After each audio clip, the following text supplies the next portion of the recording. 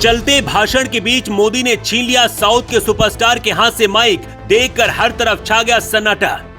आंखों के सामने हो रहा था कुछ ऐसा, मोदी को अचानक आया भयंकर गुस्सा। माइक पकड़कर बुलाने लगे पुलिस।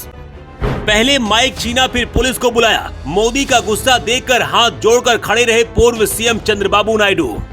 सामने लाखों लोगों की भीड़ थी। माइक साउथ के उस सुपरस्टार के हाथ पर था जिसके सहारे बीजेपी साउथ को जीतने का सपना देख रही है। लेकिन मंच पर अचानक जब मोदी ने उस सुपरस्टार के हाथ से माइक छीन लिया तो हर कोई हैरान रह गया। कभी मोदी के कट्टर राजनीतिक दुश्मन कहे जाने वाले चंद्रबाबू नायडू भी मंच पर थे। मोदी का गुस्सा देखकर चंद्रबाबू नायडू ने भी अपनी कुर्सी छोड़ दी। पीएम मोदी ने पहले माइक छीना, इसके बाद पुलिस को आवाज दी और फिर फटकार भी लगा दी। आंध्र प्रदेश में मोदी की सभा में कुछ ऐसा होगा, इसका अंदाजा किसी को नहीं था। लेकिन साउथ के सुपरस्टार पवन कल्याण के हाथों से अचानक माइक मोदी ने क्यों छीना, पहले उसकी वजह जान लीजिए। आंध्र प्रदेश के पालनाडु जिले के बोपुड़ी गांव में एनडीए की रैली हो रही थी।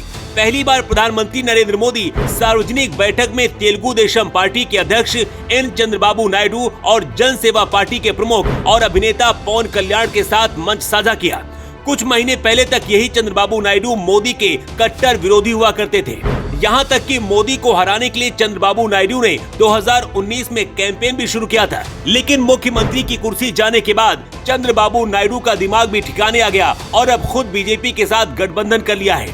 दूसरा नाम है साउथ के सुपरस्टार पवन कल्याण का। मोदी पवन कल्याण और चंद्रबाबू नायडू के साथ मंच साझा कर रहे थे। मोदी और चंद्रबाबू नायडू पीछे मंच पर थे। माइक पवन कल्याण के हाथ में था। तभी अचानक मोदी उठे और पवन कल्याण के हाथ से माइक छीन लिया। इतना देखते ही चंद्रबाबू नायडू भी हिल गए। कुछ देर के लिए तो हर कोई हैरान रह गया कि आखिर मोदी क्या करने वाले। साउथ के सुपरस्टार पवन कल्याण भी कुछ नहीं समझ पाए, लेकिन मोदी ने खुद माइक पकड़कर सब कुछ समझा दिया। पवन कल्याण जब माइक से भाषण दे रहे थे, उसी दौरान सामने लाखों लोगों की भीड़ थी। मोदी मोदी के नारे लग रहे थे। इसी बीच सामने बिजली के पोल पर लोग चढ़ने लगे।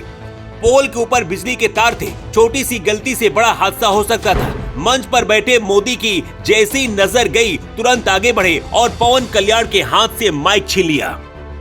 साउथ के सुपरस्टार पवन कल्याण अपना भाषण शुरू ही कर चुके थे। तभी प्रधानमंत्री नरेंद्र मोदी ने बीच में हस्तक्षेप किया और माइक अपने हाथ में ले लिया। मोदी ने टावर पर चढ़े कार्यकर्ताओं से नीचे उतरने की अपील की। पीएम मोदी ने कहा कि जीवन बहुत कीमती है, इसलिए ऐसा काम मत कीजिए और वहां से जल्द नीचे उतरिए।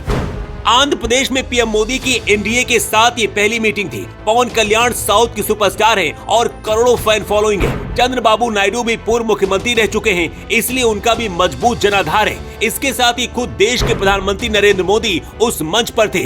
यही वजह थी कि भीड़ जन सैलाब में बदल गई। बोपुड़ी गाँव जहाँ सभा हुई, वहाँ का मंजर देखने लायक था। लोकसभा चुनाव से पहले इस भीड़ को देखकर ऐसा लग रहा था कि इस बार आंध्र प्रदेश में फिर से मोदी का जादू चलेगा।